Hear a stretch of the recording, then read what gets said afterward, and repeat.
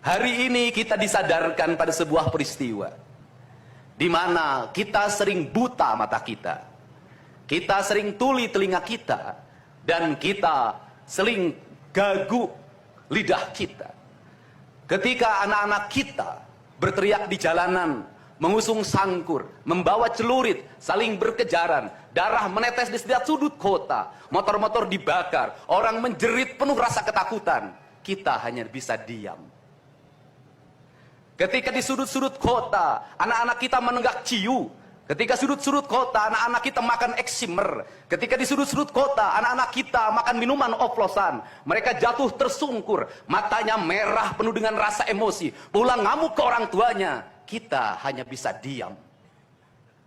Ketika anak-anak kita menghabiskan waktu main game online sampai jam 4 pagi, tidak masuk sekolah, di rumah ngamuk, mengancam orang tuanya dengan pisau, menusuk kakeknya dengan sangkur, kita hanya bisa diam. Proses kita hanya dua, pidana dan penjarakan dalam penjara anak.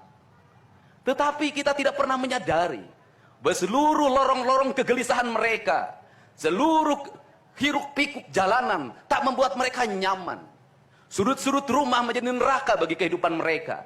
Lapang-lapang bola tergusur menjadi industri perumahan, pemukiman, dan pertokoan. Mereka kehilangan tempat bermain. Mereka kehilangan air yang jernih di sungai sehingga bisa mereka berenang. Mereka kehilangan gunung-gunung yang indah tempat mereka bercengkrama dengan alam. Mereka kehilangan sawah yang terhampar. Yang mereka lihat adalah kebisingan dan kebisingan. Bising di jalanan karena knalpotnya brong. Bising di rumah karena orang tuanya bertengkar. Maka mereka lari dalam lorong-lorong gelap. Digenggamnya handphone, diambilnya obat-obat terlarang. Ditengahnya minuman dalam sebuah kelompok yang sama. Kita orang-orang yang terpinggirkan di rumah, kita orang-orang yang terpinggirkan di sekolah. Guru-guru telunjuknya menunjuk pada wajahnya, tapi tak bisa memberikan solusi kegelisahan jiwanya. Semua orang hanya memberikan pengamatan, analisis, kajian. Itulah metodologi yang dikembangkan bangsa ini. Tetapi tidak ada yang berani mengambil solusi, mengangkat mereka di sudut jalanan, dimasukkan ke barak, dididik secara militer, diarahkan menjadi anak-anak yang berguna. Kedisiplinan militer adalah harga mati bagi kemajuan bangsa, bukan musuh. Pandangan-pandangan buruk terhadap militer adalah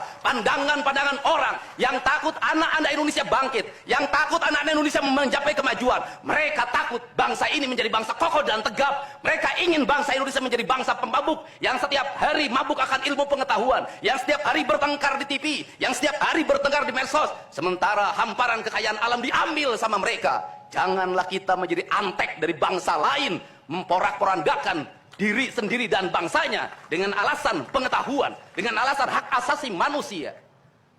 Anak membawa motor di bawah umur